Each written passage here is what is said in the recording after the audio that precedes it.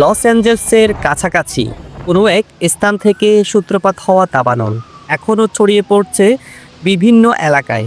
পুড়ে ছাই হয়েছে হলিউড সহ অসংখ্য স্থান, রেহাই পায়নি বিলাসবহুল সব ভবন, সবের সঙ্গে পাল্লা দিয়ে বাড়ছে মৃত্যুর সংখ্যা। একদিকে নেভানোর চেষ্টা করলেও অন্যদিকে ছড়িয়ে পড়ছে ব্যাপকভাবে। রহস্যের দুনিয়ার এই এপিসোডে জানব দাবানল সম্পর্কে। সে তো দাবানল কিভাবে হয়, আর লস অ্যাঞ্জেলসের দাবানল এত ভয়ঙ্কর হলো কিভাবে? সাম্প্রতিক সময়ে যুক্তরাষ্ট্রের ক্যালিফোর্নিয়া অঙ্গরাজ্যে ভয়াবহ দাবানল ছড়িয়ে পড়েছে।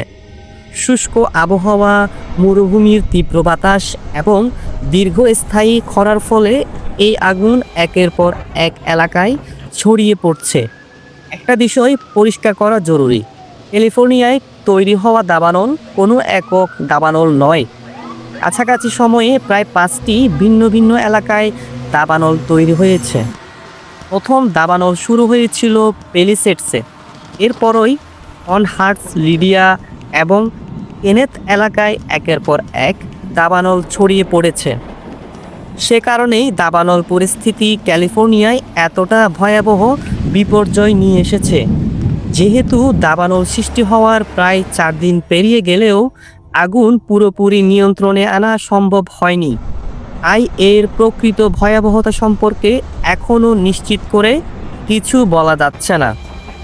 এই দাবানলে ইতিমধ্যে 11 জন মারা গেছেন, 10,000-এরও বেশি ঘরবাড়ি এবং স্থাপনা ধ্বংস হয়েছে এবং 1,53,000-এরও বেশি মানুষ ঘরছাড়া হয়েছেন।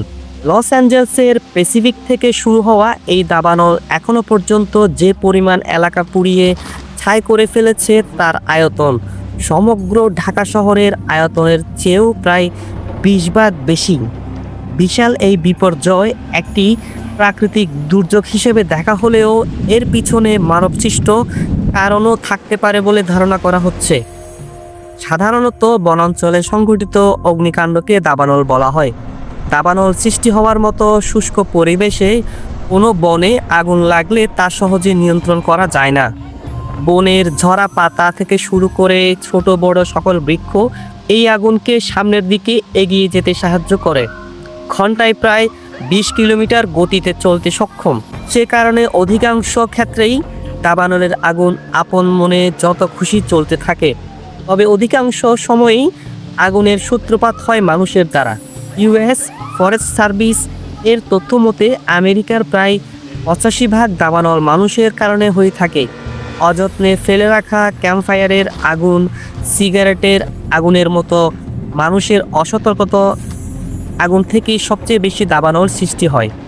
কোনো গবেষক বলেন মাত্র 1 ভাগ দাবানল প্রাকৃতিক আগুন থেকে তৈরি হয়।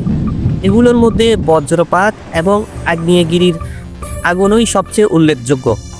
ভিডিওটি ভালো লেগে থাকলে লাইক, কমেন্ট করবেন এবং শেয়ার দিয়ে বন্ধুদের দেখার সুযোগ করে দিবেন।